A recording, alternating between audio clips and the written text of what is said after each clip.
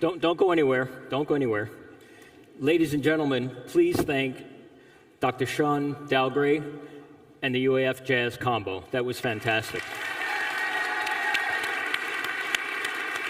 Thank you very, very much. Thank you. Every meeting should start with that. Thank you, everyone, for coming today. I want to thank my colleagues, my friends, those joining us online, for spending time this afternoon with all of us, with me.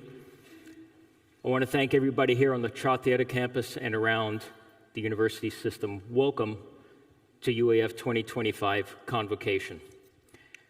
I want to welcome you to America's Arctic University. It's a theme you're going to hear over and over again.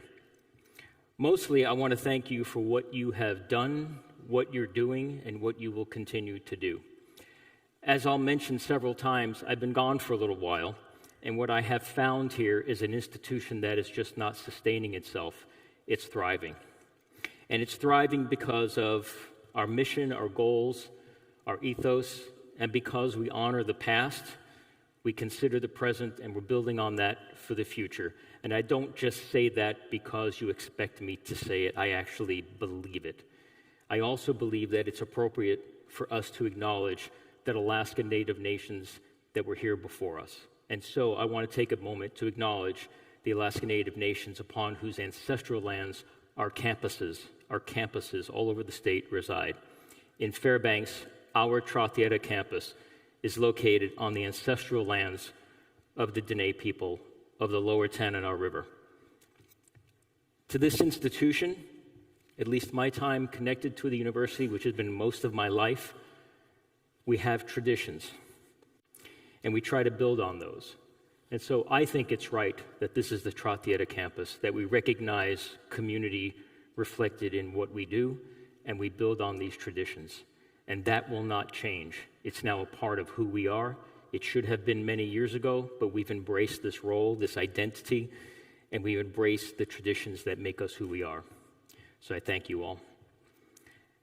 I also want to thank you for taking time out of your day, because I know you're all busy doing the work of this institution, to join me to listen to what I believe to be some really important things this institution has in its future.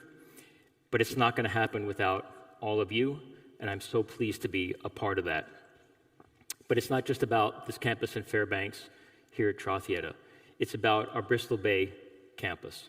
It's about the Chukchi, the Kuskokwim, and our Northwest campus. It is about Trottieta, but it's also about our community and technical college. And the 20-plus locations, I actually thought about listing them all off, but I knew I would forget at least 1 or 7 or 9, so I'm not going to do that. But we have 20-plus locations around our state where work every day is done to help advance communities, our state, our nation, and I know for a fact, issues beyond our borders overseas. And that goes from Thorn Bay to the North Slope. So thank you all for doing the work that you do. This has always been, to me, an incredible institution. And I'll share a little bit about why I think that for the future and why it's made such an impact on me, and why I think there is an arc of understanding as to where I'd like to help take this institution forward with all of your help. As many of you know, I wouldn't be standing here today without this institution. I wear that on my sleeve because it helps shape who I am and what I've been able to do in my career. And some of you have seen how important that is to me. For those who don't know me, I'm Mike Sfraga, and I have the privilege, the honor, the responsibility to be this interim chancellor for the next 9 months or so. This is not something that is a title to me. It is not a job. It is not a position. It's a mission because of what we do and because of the impacts that we have and the impacts we need to have for our communities, our state, and our nation. And as I said before, I think we stretch way beyond our borders. So this, again, is not a job, it's a mission to me. And when I talked with President Pitney about this opportunity, I was putting it up against other opportunities that had presented itself. And this by far was the most compelling. Why? Because I'm of this place. Thank you for laughing. I really appreciate that. Thank you for letting me own it. I appreciate that. And thank you for letting me just own all of that. Now, I came here from a very small village called Brooklyn, New York. And I was accepted in a way that, let's just say you're not accepted in Brooklyn, New York. But I came as a kid with a backpack and a trunk, and some of you have heard this before. It's a true story. With not a clue. And if it wasn't for the folks at what is Rural Student Services, there's no way I'm on this stage or have any success at all. If it wasn't for our faculty, absolutely not. But that photo allows me to share a couple of stories. One is, I still have that shirt on the right. I still have that hat. It's got a few years on it now. If there's any of my fellow softball players out there, you know I still wear that thing. And the other photo I'm not proud of. Actually, I am proud of it. That was taken on the roof of the Mods, which no longer exist. And for anybody out there who has been part of this institution for, years, you would know where the Mods were on the hill down, coming from the upper halls down to behind Lathrop, Stevens, Nerlin. And we think it was 60 below, but it doesn't matter. Once it's 40 below, everything else is just bad. And so if anybody tells you, here's my line for the day. If anybody tells you that I don't have skin in the game, I have skin in the game. But that just is my message to you, that this is not about a suit or a title. It's about many of us who arrived with a backpack and a trunk, many of us who've been by signs that say minus 40, many of us who, thank God, there weren't iPhones when we were undergrads or grads. But I am of this place. So are you. We have the same mission. We have different roles at the moment. But I could easily be sitting in the crowd listening to an interim chancellor up here and feel what I just tried to deliver to you. There are individuals in this room and online with us at our campuses who do the work that helped shape me. Because again, without them, there is no recruitment of students, there's no enrollment of students, there's no retention of our students, there's no graduation of our students. There isn't the creation of new knowledge, there is not the support that we all need, there isn't the communities that we serve in the way that we do, just simply who we are. This is not about buildings. Yeah, it's about academic success, however it's defined, but it's about far more than that. So I spent over 30 years at this institution, and with me and my colleagues, we had successes and we had failures, but it was always towards the mission of the institution. And without this institution, there's no way that the Wilson Center calls and recruits me to move to Washington, D.C. to create the Polar Institute there, one of the premier foreign policy institutes. It's because of this institution. And there's absolutely no way that the president appoints me twice to be chair of the United States Arctic Research Commission. I share some of that storyline with my friend Larry Hinsman, who also served our country in similar roles, complementary roles, but we came from here. Like Larry, I have a PhD from here. We came from here. We came from it. There's something fundamentally different about this institution. It allows you to grow in a way that I don't know that you can in Sheboygan or Bayonne or anywhere else. It allows you to amplify what it is you want to do. And certainly without this institution, Senator Murkowski doesn't recommend to the president, and then he ultimately nominates me, and then I'm also eventually confirmed by a bipartisan vote in the Senate to be this country's first U.S. ambassador for Arctic affairs.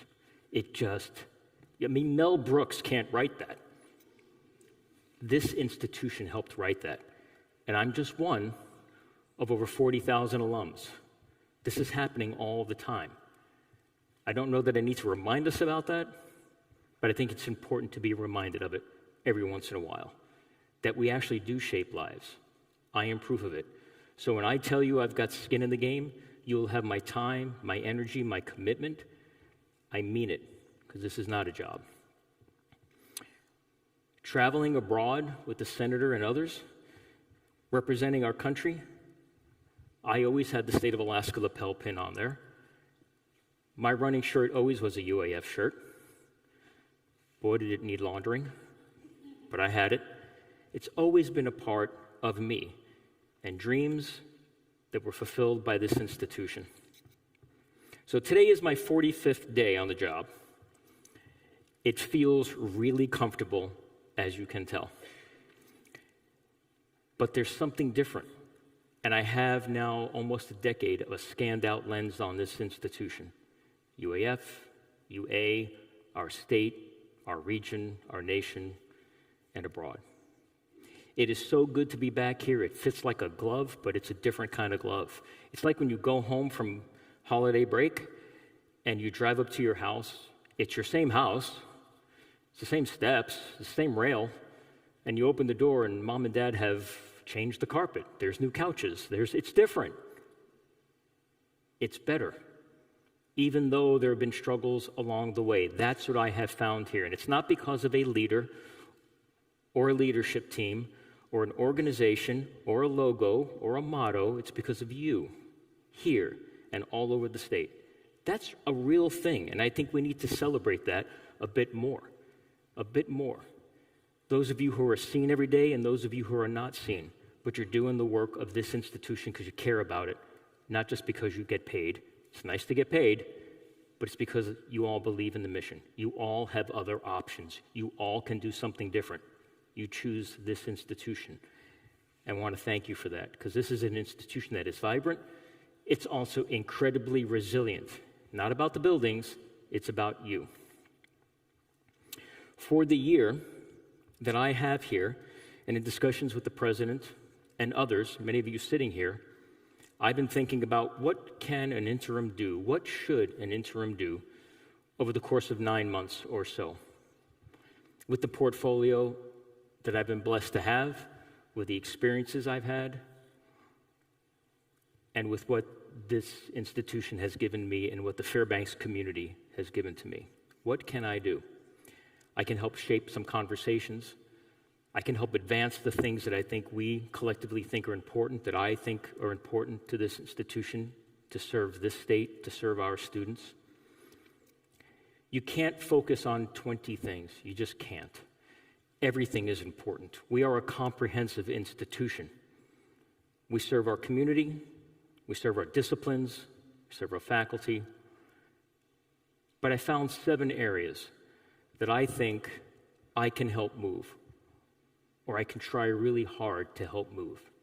And I think they weave into what's already been built here.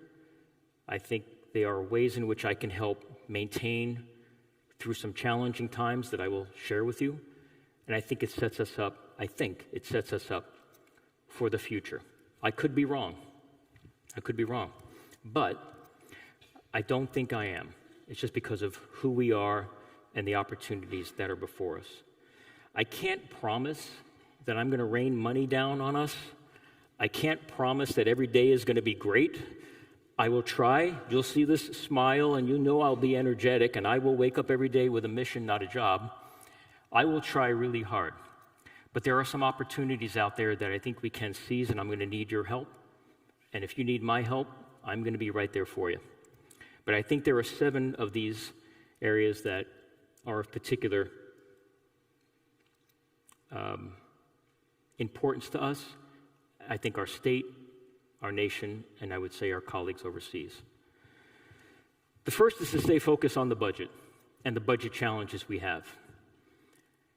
That's a big deal, and I'm not going to sugarcoat it. You know you've already been impacted by really uncertain times, by budget cuts that have been cutting, that have helped us think about what we need to do for the future, because you got to work through them. But these were real, are real, and they will be real. So when I tell you that I'm come back here and I am blown away at what remains of this institution, it's not hollowed out. It's not a form of what it was. It is vibrant. It is resilient. And I think you are perfectly positioned to take advantage of the future. But the budget is going to be a big thing for us. And I will stay focused on that. And I will work with the president. We'll work with the board to navigate budget headwinds as best as we can. Let me tell you about the leadership team that I get to work with every day. These are smart people who are dedicated. Forget the fact that several are interim. Take that part out. They are great leaders who want to do good things because they argue and advocate for you to help do good things. So I'm going to work with them being focused on this budget. State budget, federal budget. I'll talk about more in a second. The second is the recruitment, enrollment, the retention, graduation, and our student success.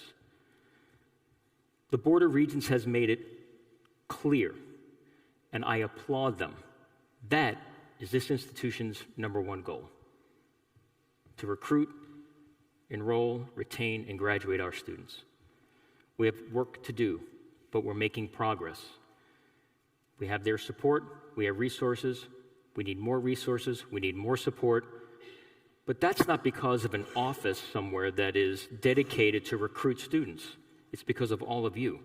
It's because of all of you. It's work that you see and work that you don't see, here and across our campuses across the state. The third is, I think we have a great opportunity in the Arctic. No surprise to any of you, right? But it's there. It may sound like a pipe dream, but it's not. I will spend a lot of time leveraging my networks, helping our research directors, helping our faculty, helping our deans to elevate what it is you all have built here in the last 100 years, in the last 10 years. I think we can position ourselves a little bit better to take advantage of what we see in this new global Arctic. I also think nested with that is a right priority, which is R1 status for this institution. This is not something that came about a year or 2 or 3 ago. I remember discussions more than a decade ago about having an R1 status and what that would do to, yes, prestige, place us in that club of R1 institutions, which we deserve to be in, but also what it would mean for the campus, undergraduate enrollment, graduate enrollment, PhD enrollment, infusing the institution like other R1 institutions, taking our rightful place that we've worked 100 years to build on. The R1 to me has 3 legs to it, 2 of which are already in place. We already have the research prowess, the infrastructure, the intellect, the creation of new knowledge. That exists on this campus. By the way, other institutions would kill to have what we have on this campus. They're racing to build what is already here. So we have that. Our research community generates $250 million in research revenue, nearly 1/2 of our budget. And that ripples through the entire institution. What we haven't had is a focus on recruiting, retaining, and graduating PhD students. We've supported it, we've helped them. Our faculty have worked for decades to do that, and I applaud them. But now we have the support of our Board of Regents, our president, and the state that's invested in more PhD students here. It doesn't mean we forget undergrads. We never will. But that's a status that we deserve, and we're well positioned. It's going to take us time. It's going to take us energy.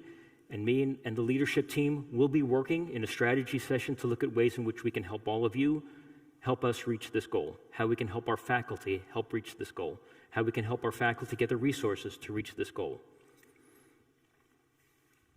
46 other states have R1 institutions. I think we belong in that club.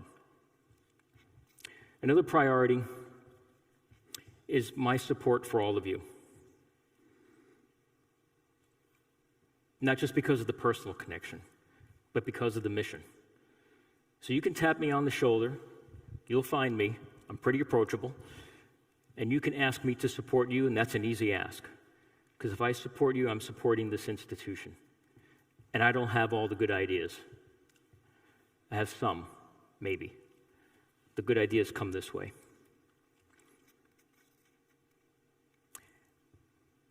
I need to set an environment that is realistic, but also aspirational, but is not tone deaf to our challenges. We have them. But in the middle of the challenges, there are opportunities.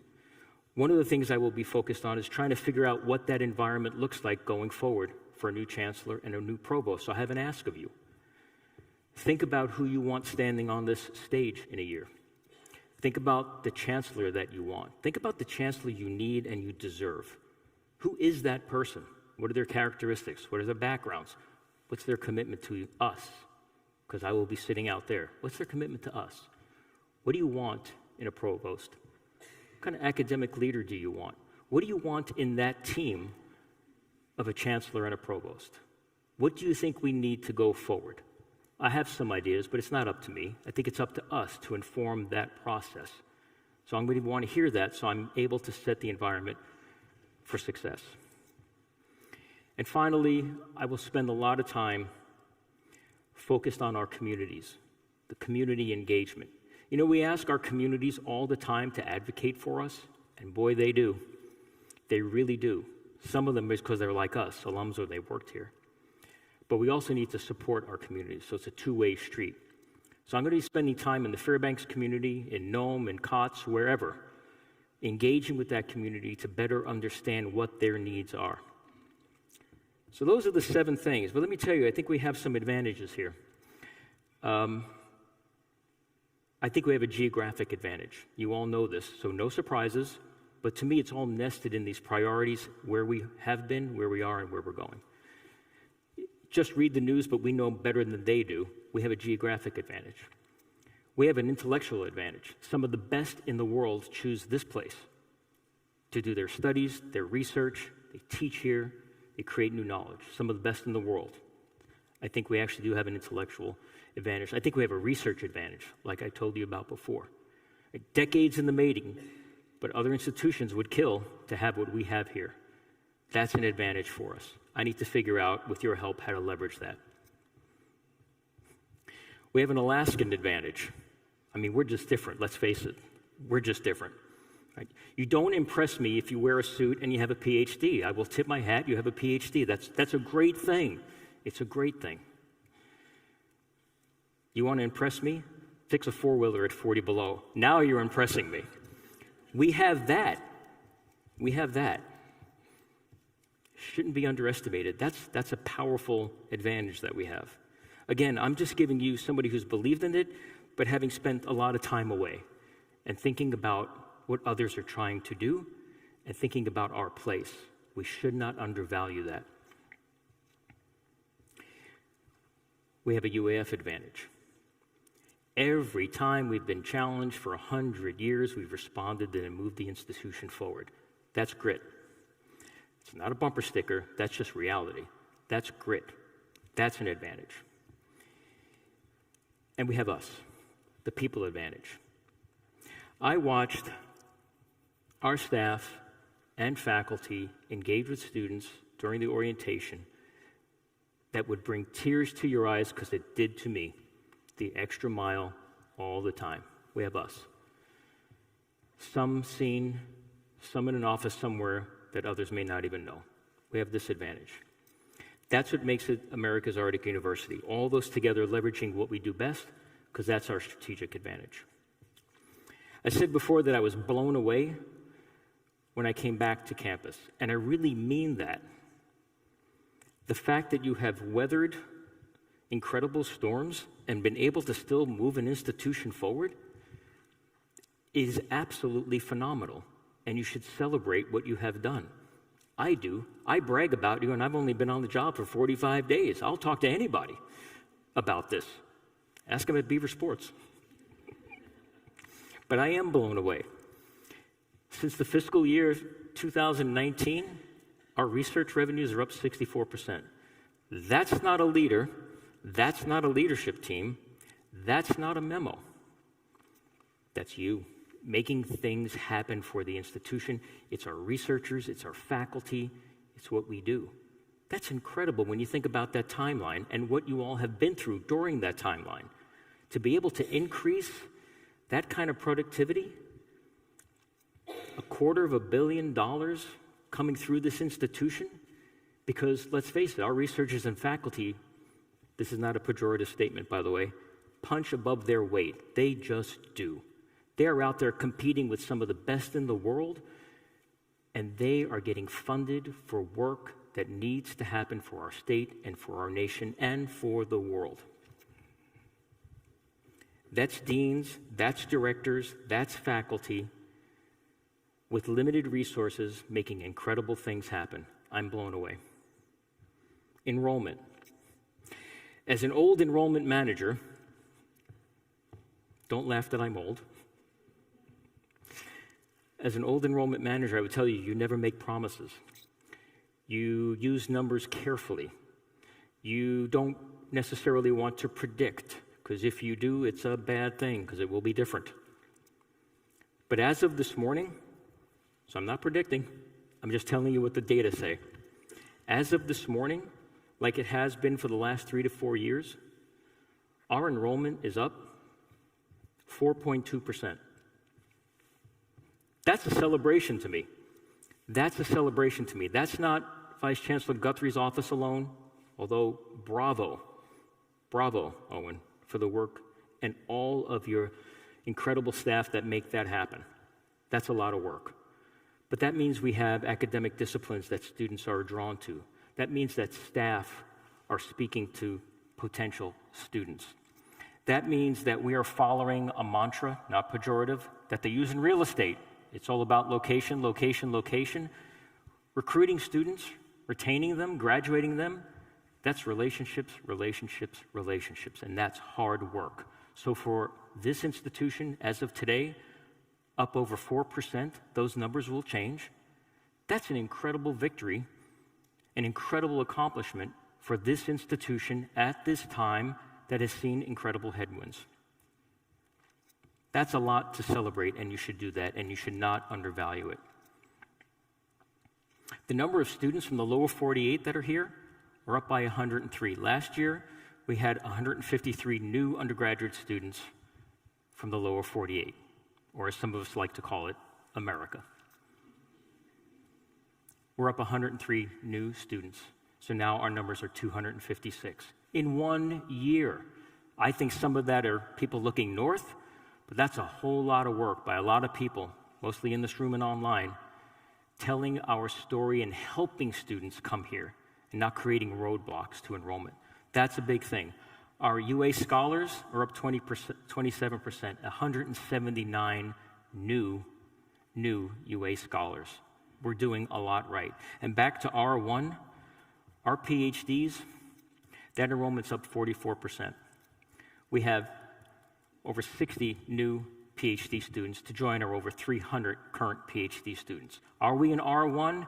Yeah, we'll get there because we have all the pieces from undergrads to PhDs.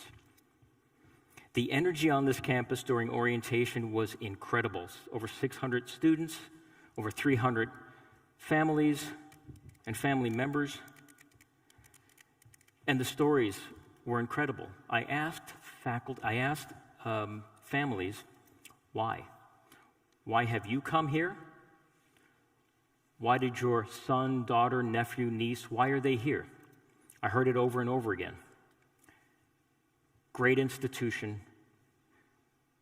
There is incredible value at this place. We found that we could actually talk to somebody on a phone. We got great guidance. And then when you dug a little bit more, parents would tell us, well, actually, my son had a full ride to Stanford but chose UAF. Music to my ears. Music to our ears. Again, not an office, not a leader, all of you and you online, creating an institution where not only do people want to come, when they get here, they tell you, I made the right decision, or my son and daughter made the right decision, or we as a family made the right decision. You made that happen, and I think that's another place where you should celebrate. I celebrate you. I thank you for creating this place at this time. So we're leading, we're building all over the state. Let me just share a couple of examples of that from our community campuses, who to me are like a mirror back to the community. I had the privilege of working in what was the College of Rural Alaska. Boy, you just got to get it right. Yeah, it's about degree attainment, and it's about academic degrees, and it's about all of that. But it's so much more. It's about helping that community not just sustain themselves, but thrive. One more course in the right area helps that single mom get a different job, which makes her family a little bit more comfortable.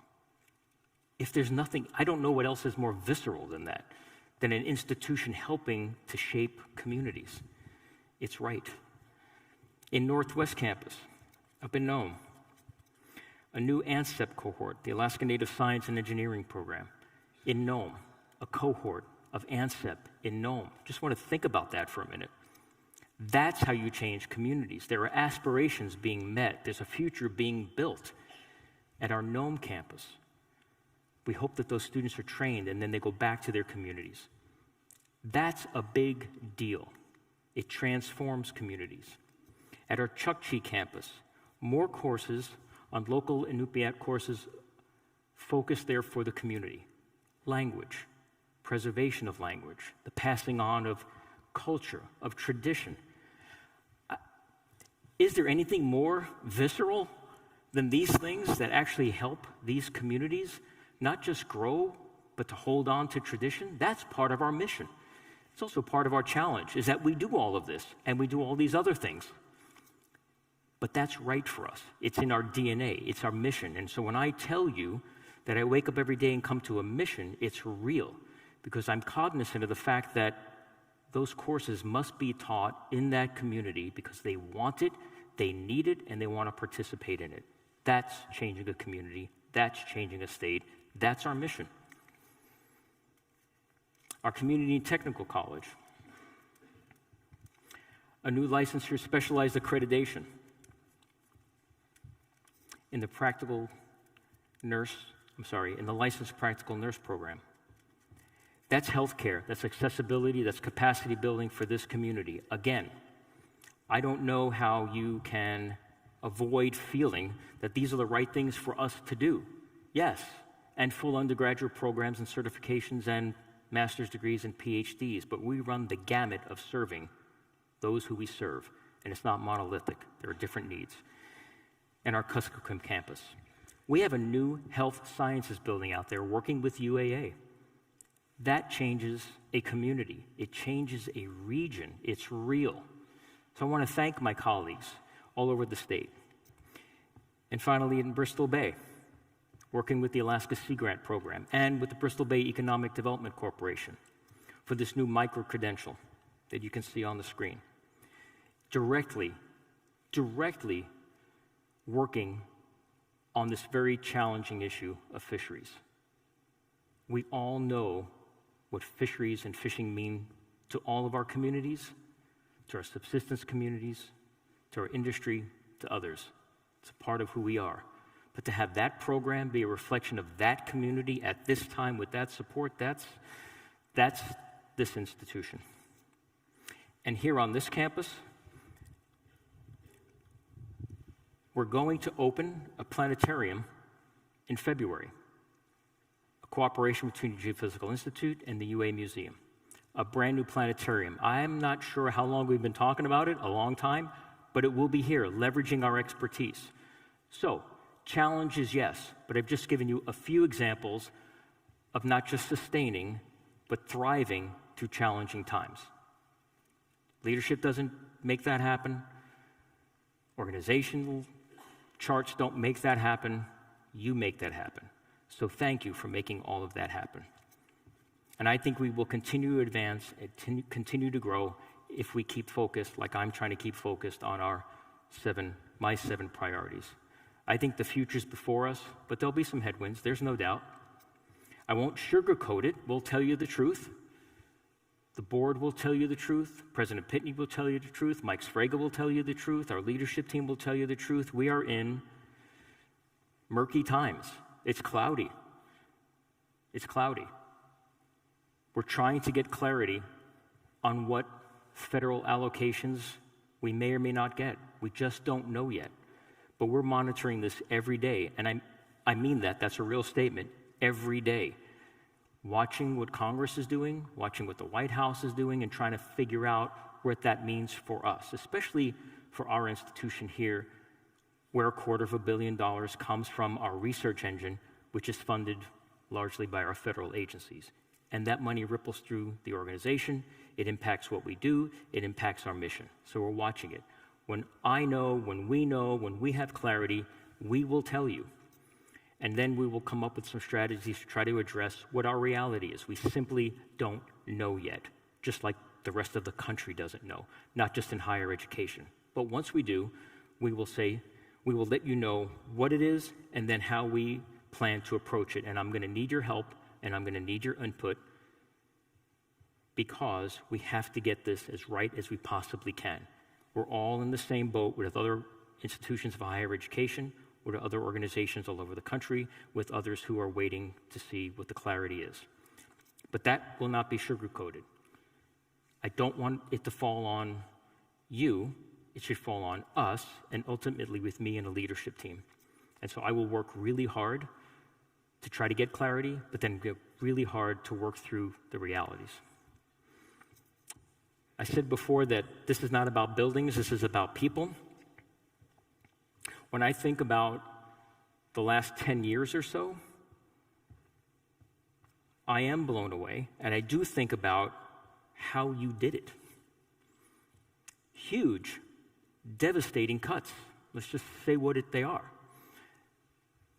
But you somehow figured out a way to lead through it, to unfortunately absorb it, to change the way in which you worked, to deal with less, and yet you kept this institution moving forward. And then through a global pandemic, which changed so much of our lives, professionally and personally. You had to change the way you taught students, the way students learned, the way you conducted research, the way you did your work every day in your offices, all of us, online, all over the state. It fundamentally changed us. And now we're dealing with even more uncertainty. But what I have felt the last 45 days here is all of us understanding that there's uncertainty, but I've also felt a lot of energy. And that makes me feel even more responsibility to make sure I provide clarity, but to also find those places where I think we can seize the moment.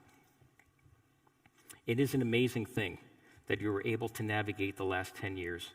And I would be remiss if I didn't say how much I appreciate the leadership of Chancellor Dan White and this leadership team. To be able to navigate and still have things grow, my hat's off to Dan.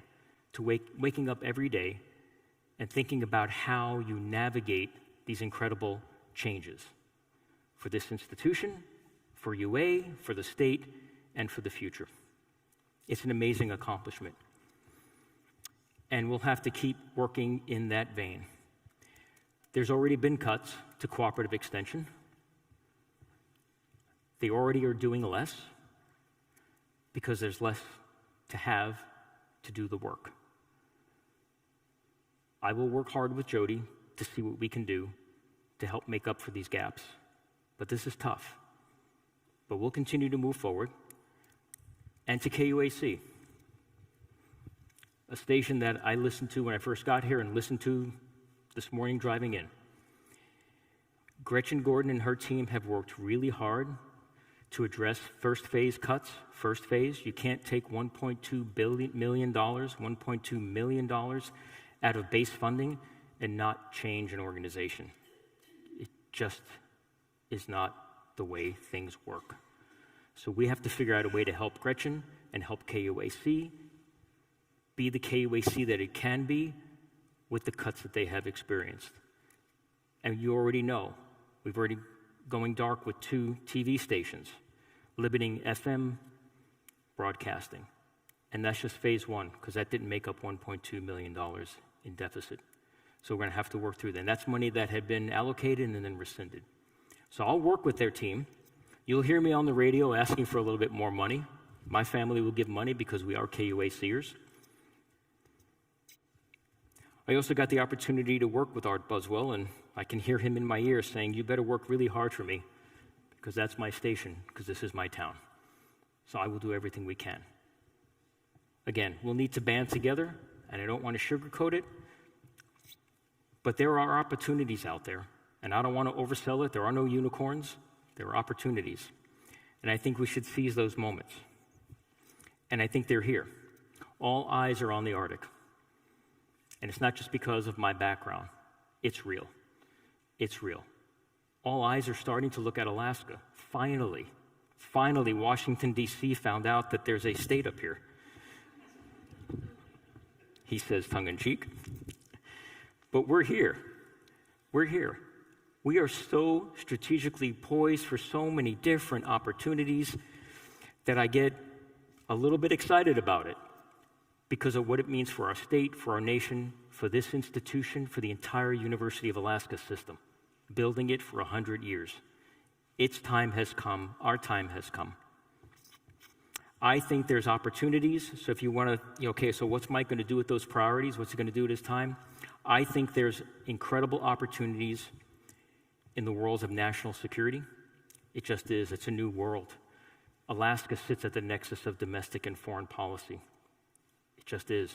We have assets and expertise on this campus and throughout our state that I think the Department of Defense needs to use because we can help inform the future and we can help our nation defend itself. Same thing with Homeland Security. We have incredible opportunities there. Department of Energy, energy security. Alaska plays a key role and will continue to do so. Will there be an LNG pipeline? I don't know. But I think it's my job to help think about how we're best prepared in case it does happen. Yes, for our nation, but for our state. That's workforce development. That's engineers. That's surveyors. That's bulldozer operators. I can keep going. We'll need all of that. And I think there's opportunity there. Critical and rare earths, that's a long line to get to them. But no one country should dominate that.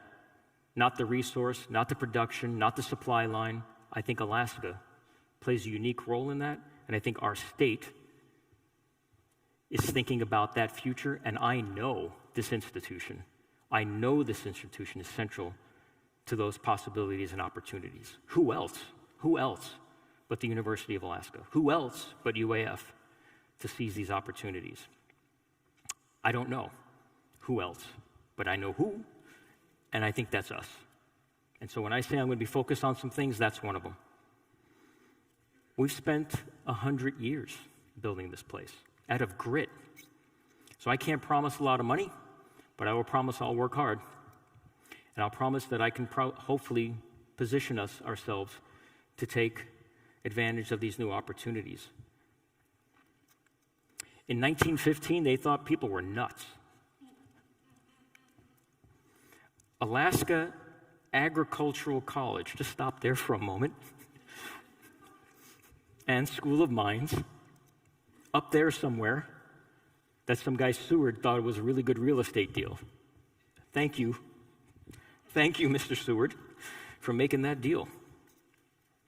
They thought people were nuts. They had it right. And that's the kind of grit and vision I felt when I first got here, I feel now, and I feel far into the future. It's that makes us different. That cornerstone is just a little bit ways from here. What I'm talking about, it's not some lofty vision. It's about setting another cornerstone for the new world where all eyes are on us. It takes grit. It also takes Shunakasofu. Why am I saying this? It's because this is where it comes from. This is part of the DNA of this place. It's not Pollyanna. It's not unicorns, none of those things. It's a Shunakasofu who has a vision against all odds to build an IARC. It's Vera Alexander, and it's Bob Elsner who argued for decades that we should have what has become the RV-Sekuliak, something we take for granted. We shouldn't. No money, no time, it's not right. Yeah, okay, I got an IARC and a Sekuliak because people pushed. People thought Brian Rogers hadn't gotten enough sleep when he said that he wanted to complete what became the Miri building. And he wanted to complete the Usabelli Engineering Building. And he wanted to have a Wood Center expansion for students. and he wanted a brand new combined heat and power plant. And he pulled it off with great folks. There wasn't the funding, the politics weren't, all of those things, but it happened. And what I'm telling you is I think we're there again. We are there again. It's about grit, it's about tenacity, it's about Vice Chancellor Guthrie and Chancellor Dan White saying we're going to have a Student Success Center. Yeah, we may not have the cash, but we're going to make that happen. That's a game changer for our students. That's a game changer for this institution. So, we can have distant dreams, and we can make them happen. I'm not tone deaf to the finances. They are real. But based on what I just shared with you, there's grit and determination, and I'm willing to work really hard to make some of these dreams a reality. But I think they're beyond dreams. They're it needs to happen here. You have to address the challenges while moving forward the things that you can. Will there be a Trotieta Indigenous Studies Center? Yes, there will be. When the president tells me that's her #1 development goal, I'm all in. Okay, I'll put my back to that. When R1 is right there before us, a lot of hard work still needs to be done, more investments to be made, to be clear. I'm all in on that because that's part of who we are, and we've been building for 100 years. I honestly think this place, its time has come. I really do believe that. Our students tell us that. So let me go back to where I started. Why am I here? I'm here to try to help.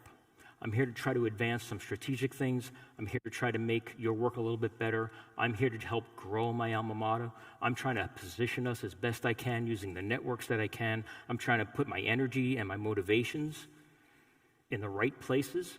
And you'll course correct me. You'll send me a note. You'll stop me. You'll talk to me at a ball game somewhere. And you'll say, hey, Sfrega, you really got that wrong.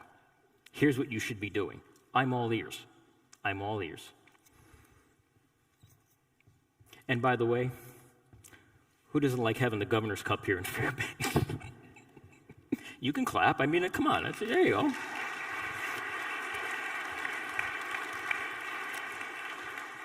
Which lets me riff here for a second or two, because I'm about to say the golden words that everyone wants to hear at a presentation like this.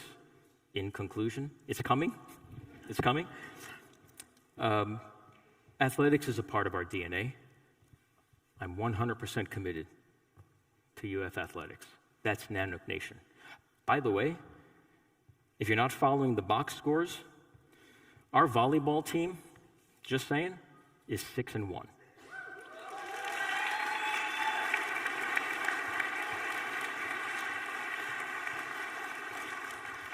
I've been working with them a lot.